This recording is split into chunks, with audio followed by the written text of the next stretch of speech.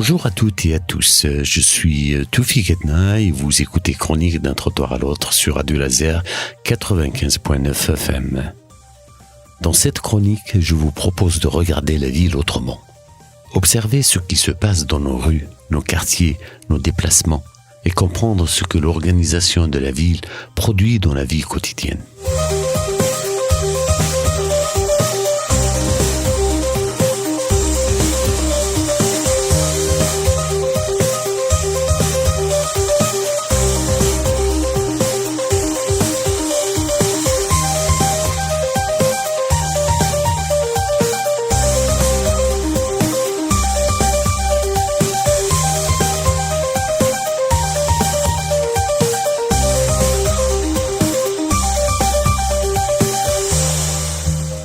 Aujourd'hui, je vous propose de nous arrêter sur une question simple, la distance dans la ville. Dans une même agglomération, deux habitants peuvent vivre des réalités très différentes. L'un habite près du centre, à proximité des transports, des services et des activités. L'autre vit à plusieurs kilomètres, dans un quartier périphérique ou dans une zone pavillonnaire, où presque chaque déplacement demande du temps. Au départ, cette différence semble minime. Quelques kilomètres seulement.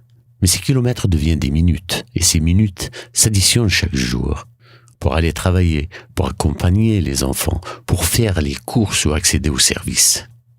Peu à peu, la manière de vivre la ville change. Certains habitants ont la ville à portée de pas. D'autres doivent parcourir davantage de distance pour accéder aux mêmes ressources. Ce décalage peut sembler banal, mais avec le temps, il peut produire des écarts réels dans les conditions de vie. Dans cette chronique, nous allons donc essayer de comprendre comment la distance et le temps peuvent, à eux seuls, créer une forme d'exclusion dans la ville. Pour comprendre cela, il faut regarder la ville autrement. On parle souvent d'urbanisme en pensant aux bâtiments, aux routes, aux formes de la ville. Mais l'urbanisme agit aussi sur les choses beaucoup plus simples. La distance, le temps, et l'accès aux lieux de la vie quotidienne. Ce sont ces éléments très concrets qui, jour après jour, organisent la manière dont chacun vit la ville. Regardons donc ce qui se passe dans la vie réelle.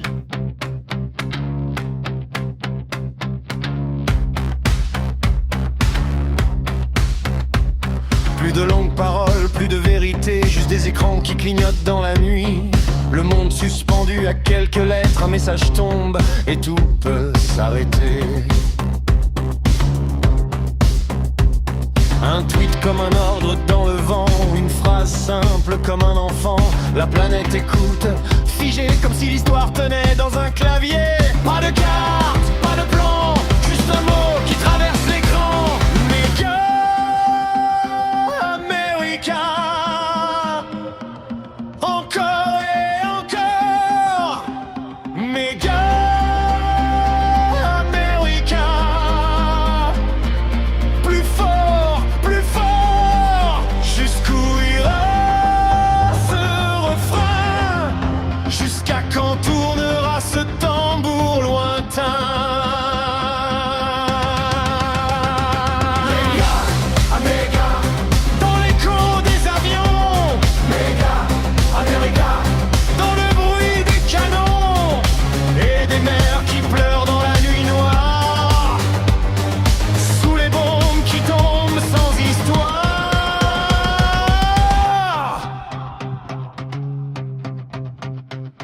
Les mots sont courts, les gestes immenses, la terre devient une piste de danse. Un empire tourne dans la lumière comme un spectacle planétaire. Le monde regarde sans savoir si c'est un jeu ou un miroir. Un cri lancé dans le réseau et les frontières tremblent aussitôt. Who cares? Who cares? Changer le cours de l'air. Who cares? Who cares? Refaire le monde à l'envers. Méga America. Encore et encore. Méga America. Dans le même décor. Jusqu'où ira ce refrain?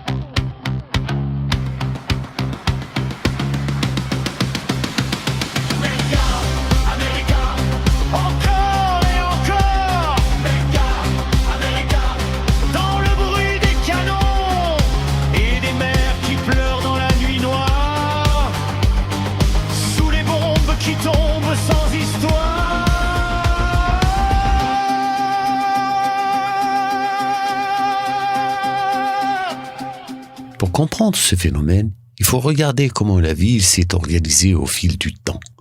Dans beaucoup d'agglomérations modernes, les fonctions de la ville ont été séparées. On a construit des zones pour habiter, d'autres pour travailler, d'autres encore pour les commerces ou les grands équipements. Sur le papier, cette organisation semblait rationnelle. Chaque activité avait son espace. Mais dans la vie réelle, cette séparation produit un effet très concret. Les distances augmentent. Habiter à un endroit, travailler à un autre, faire ses courses ailleurs, consulter un médecin dans un autre secteur. Autrement dit, la vie quotidienne se transforme en succession de déplacements. Pendant longtemps, on a pensé que la voiture permettait de résoudre ce problème. La mobilité devait compenser la distance.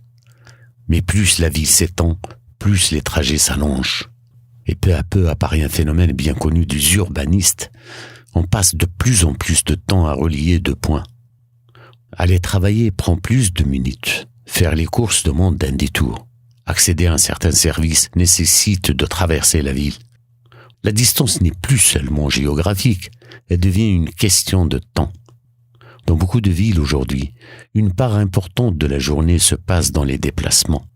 Et ce phénomène ne concerne pas seulement les quartiers périphériques.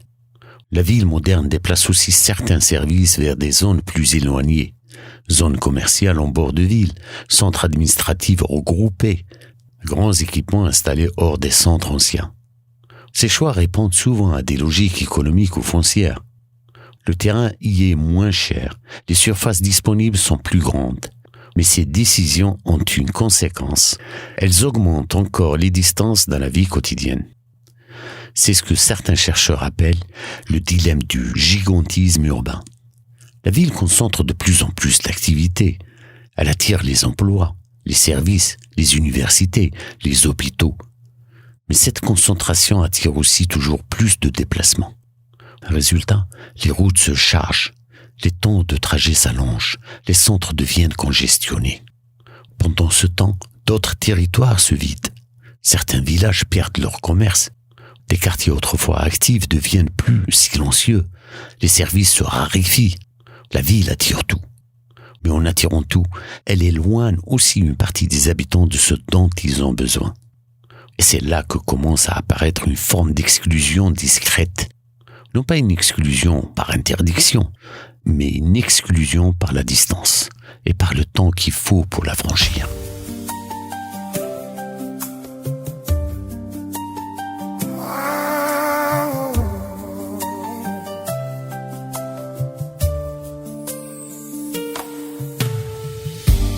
What about sunrise? What about rain? What about all the things that you said we were to do? What about killing feels? Is there a time? What about all the things that you said was yours and mine? Did you ever stop to notice all the blood we've shed before? Did you ever stop to notice as crying up these weeping shores?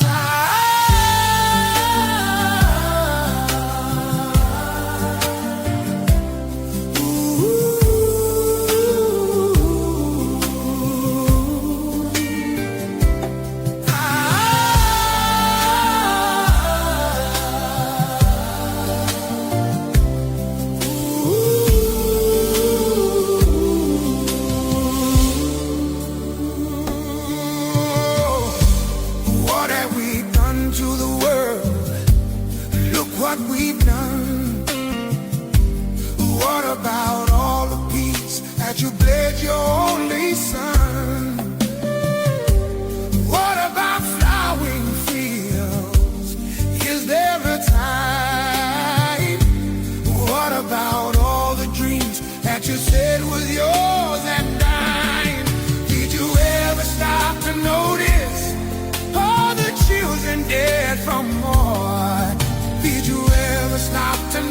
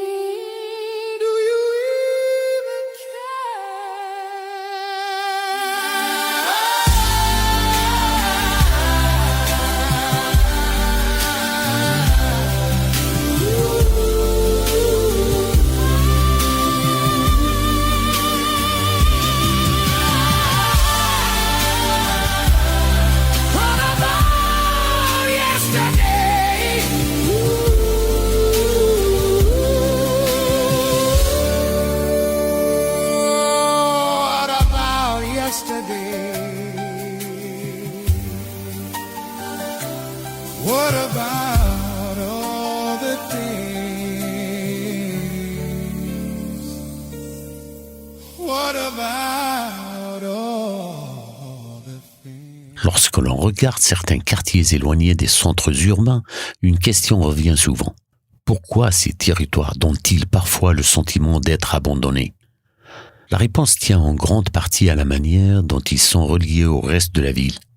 Dans beaucoup de banlieues ou de quartiers périphériques, l'accès au transport n'est pas toujours simple. Les lignes existent bien sûr, mais elles peuvent être rares, moins fréquentes ou obligées à plusieurs correspondances. Un trajet qui semble court sur une carte peut alors prendre beaucoup de temps dans la réalité. Attendre un bus, changer de ligne, marcher encore quelques minutes. Pour aller travailler, pour rejoindre une formation, pour accéder à certains services, ces déplacements deviennent parfois longs et fatigants. Dans ces conditions, beaucoup d'habitants finissent par se tourner vers la voiture. La voiture devient alors presque indispensable. Elle permet d'aller plus vite. Elle permet d'éviter certaines correspondances. Elle donne l'impression de reprendre le contrôle du temps. Mais c'est là qu'apparaît le second problème de la ville moderne. Lorsque beaucoup de personnes utilisent la voiture pour rejoindre les mêmes zones d'activité, les routes se chargent. Les entrées de ville deviennent saturées. Les axes principaux ralentissent. Les embouteillages apparaissent. Et le gain de temps espéré disparaît peu à peu. On entre alors dans ce que l'on peut appeler le dilemme de la mobilité urbaine. Sans voiture, l'accès à la ville peut être difficile. Avec la voiture, on se retrouve confronté à la congestion. Dans les deux cas, une part importante de la journée se retrouve absorbée par les déplacements. Ce phénomène pèse particulièrement sur les habitants des quartiers éloignés. Car plus la distance est grande, plus les effets de la congestion se font sentir. Le trajet s'allonge, la fatigue augmente, le temps disponible pour d'autres activités diminue. Peu à peu, cette situation peut créer un sentiment de mise à l'écart. Non pas parce que ces quartiers seraient volontairement exclus, mais parce que leurs habitants doivent consacrer davantage d'énergie pour accéder aux mêmes ressources que le reste de la ville. Dans certains cas, cette difficulté d'accès finit aussi par influencer l'image de ces territoires. Lorsqu'un quartier est mal relié, moins fréquenté, moins traversé par les flux de la ville, il peut donner l'impression d'être isolé. Les commerçants hésitent à s'y installer. Les activités se raréfient. La vie locale peut s'affaiblir. Et lorsque les opportunités se font plus rares, certaines tensions sociales peuvent apparaître. Ce n'est pas la distance seule qui crée ces difficultés. C'est l'ensemble de la mécanique urbaine, les réseaux de transport, l'organisation des activités et la manière dont les flux de la ville circulent. Comprendre ces mécaniques permet de regarder ces quartiers autrement. Plutôt que de les réduire à des problèmes sociaux, il faut aussi les considérer comme le résultat de choix d'aménagement et de mobilité. Car derrière les difficultés visibles, il y a souvent une question très concrète. Comment accéder facilement au reste de la ville ?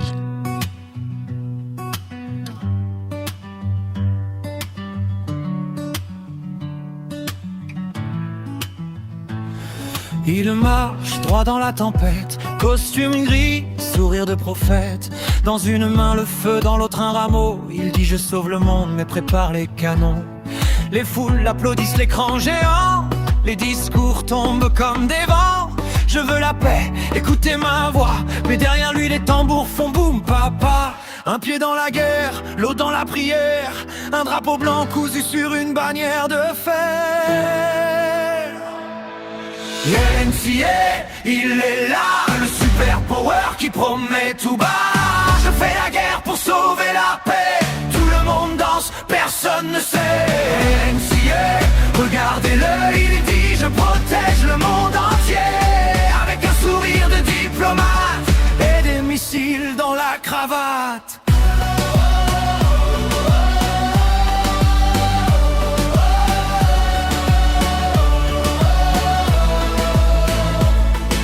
D'amour dans les conférences, mais les frontières sentent la poudre et le silence. Les mots sont doux comme du miel, mais les cartes brûlent sous le ciel.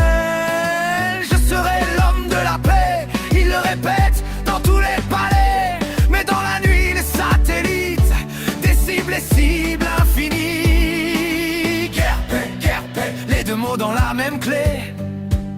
Comme une chanson un peu folle que l'histoire chante sans contrôle. LMCA, il est là, le super power qui promet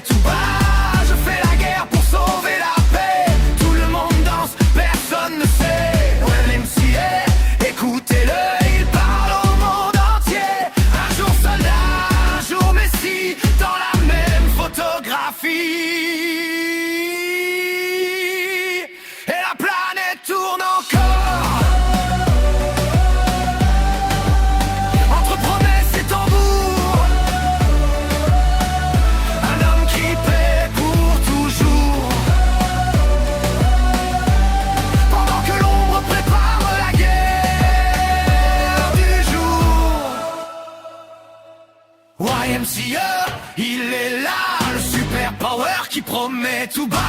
Je fais la guerre pour sauver la paix. Tout le monde danse, personne ne sait. YMCA, regardez-le, il dit je protège le monde entier.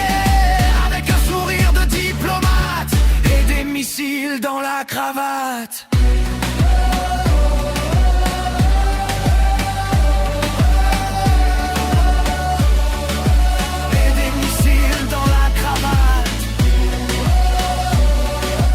Face à ces difficultés, une question se pose naturellement. La ville peut-elle être organisée autrement ? Depuis plusieurs années, de nombreux urbanistes et chercheurs s'interrogent justement sur cette question. Car le modèle urbain qui s'est développé au cours du XXe siècle reposait sur une idée simple, séparer les fonctions de la ville. Habiter d'un côté, travailler ailleurs, faire ses courses dans une autre zone, accéder aux loisirs ou aux services dans d'autres secteurs encore. Ce modèle a longtemps semblé efficace, notamment parce qu'il était accompagné par le développement massif de l'automobile. Mais aujourd'hui, ses limites apparaissent clairement. Lorsque les distances deviennent trop importantes, la mobilité ne suffit plus à compenser l'éloignement. Les trajets deviennent plus longs, les réseaux routiers se saturent, les habitants passent davantage de temps dans les déplacements. C'est pour cette raison que l'on parle aujourd'hui de plus en plus de villes de proximité. L'idée est simple, rapprocher les fonctions essentielles de la vie quotidienne. Habiter, travailler, faire ses courses, accéder aux services, à l'école ou aux soins, dans un périmètre raisonnable. Cela ne signifie pas de supprimer les déplacements, mais il s'agit de faire en sorte que les besoins essentiels puissent être satisfaits sans devoir traverser toute la ville. Dans certaines villes, cette réflexion s'est traduite par des projets que l'on appelle parfois la ville du quart d'heure. Le principe consiste à organiser les quartiers de manière à ce que les habitants puissent accéder à l'essentiel en quelques minutes à pied, à vélo ou en transport collectif. Cette approche ne concerne pas seulement les centres urbains. Elle vise aussi à redonner de la vitalité aux quartiers périphériques, en y installant davantage d'activités, de commerces, de services et d'équipements. Car un quartier qui possède ses propres ressources devient moins dépendant des déplacements vers le centre. Il devient un véritable morceau de la ville. Repenser l'urbanisme dans ce sens, c'est aussi repenser l'équilibre entre les territoires. Cela signifie mieux répartir les services, renforcer les transports collectifs, créer les centralités locales. Autrement dit, permettre à chaque quartier d'être connecté au reste de la ville tout en conservant une part d'autonomie. Cette réflexion est aujourd'hui au cœur de nombreux débats sur l'avenir des villes. Car la question n'est plus seulement de construire davantage, elle est aussi de savoir où l'on construit, comment les quartiers sont reliés et comment les habitants accèdent aux ressources de la ville. L'urbanisme n'est pas seulement une affaire de bâtiments ou de plans, c'est aussi une manière d'organiser la vie quotidienne. Et lorsqu'il est bien pensé, il peut réduire les distances, faciliter les accès et rendre la ville plus équilibrée. Nuit blanche, jour sombre, le temps s'est trompé d'ombre. Je marche éveillé dans un sommeil public. Le cœur en veille, les rêves en grève civique. Pluie sans pluie, comme une prière sans Dieu. Je me protège d'un ciel qui ne tombe plus des cieux.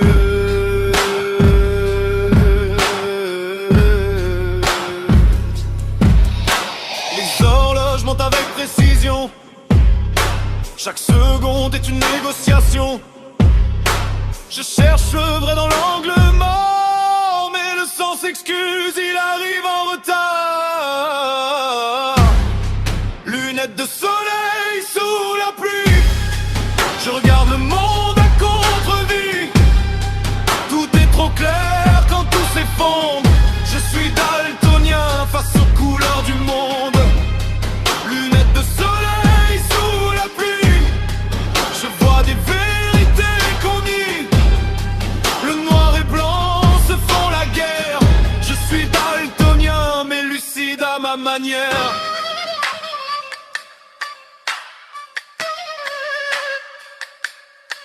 Les certitudes parlent fort, le doute pense en silence. J'ai appris à lire l'absence comme une forme de présence. Jour sombre, nuit blanche, les repères prennent la tangente. La logique fait des claquettes sur une scène vacillante. Si voir c'est déjà choisir, alors je choisis de ne pas croire. Les couleurs sont des conventions, des accords passés avec le regard. Le vrai n'est peut-être qu'un angle, une fatigue de la lumière. Et la conscience un vertige entre le sens et la poussière. Lunettes de soleil sous la pluie, je regarde le monde à contre-vue. Parapluie sans pluie sur l'âme, je traverse l'époque en désaccord avec ces flammes. Lunettes de soleil sous la pluie, on me dit choisis ton camp, choisis ton cri. Mais je vois rouge quand on dit blanc, je suis daltonien, donc profondément vivant.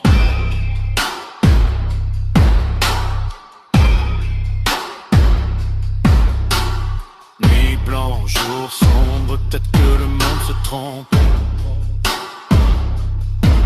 Et si je ne vois pas les bonnes couleurs, c'est que la vérité n'a pas encore trouvé sa couleur. Lorsque l'on parle d'exclusion, on pense souvent à des questions sociales ou économiques. Mais la manière dont la ville est organisée joue aussi un rôle important. Les distances, les temps de déplacement, l'accès au transport et aux services influencent directement la manière dont les habitants vivent la ville. Certains accèdent facilement aux ressources urbaines. D'autres doivent consacrer davantage de temps et d'énergie pour rejoindre les mêmes lieux. Avec les années, ces différences peuvent peser sur les parcours de vie. Comprendre ces mécanismes permet de regarder certains quartiers autrement. Plutôt que de les réduire à des problèmes ou à des difficultés sociales, il faut aussi se demander comment la ville les relie, ou parfois les éloigne du reste du territoire. L'urbanisme n'est jamais neutre. Il organise les déplacements, les accès et les proximités. Il peut rapprocher les habitants de la ville ou, au contraire, rendre cet accès plus difficile. Regarder la ville sous cet angle permet de mieux comprendre certaines fractures territoriales et peut-être aussi de réfléchir à des manières de construire des villes plus accessibles, plus équilibrées et plus proches de la vie quotidienne de leurs habitants.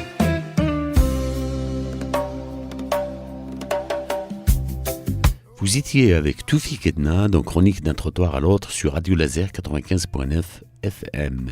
J'espère que cette chronique vous aura permis de regarder la ville sous un autre angle et peut-être de mieux comprendre comment certaines distances, parfois invisibles, façonnent notre manière de vivre la ville. À très bientôt pour une nouvelle chronique où nous continuerons à observer la ville autrement. Bislam. No woman, no cry. No woman, no cry. No woman, no cry. No woman, no cry. Cause I remember where we used to sit in a government yard in Chasetown, of observing the hypocrites, yeah.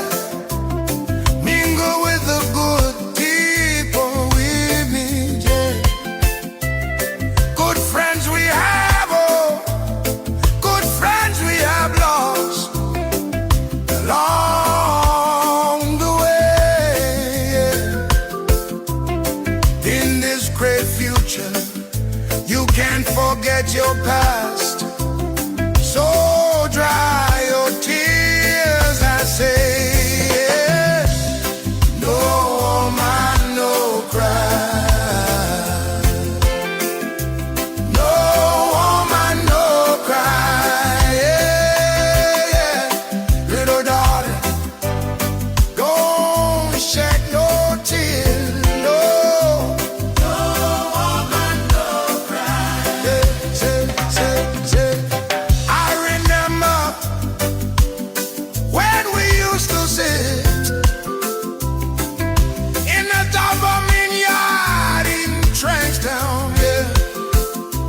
Georgie would make the firelights, I said. alone.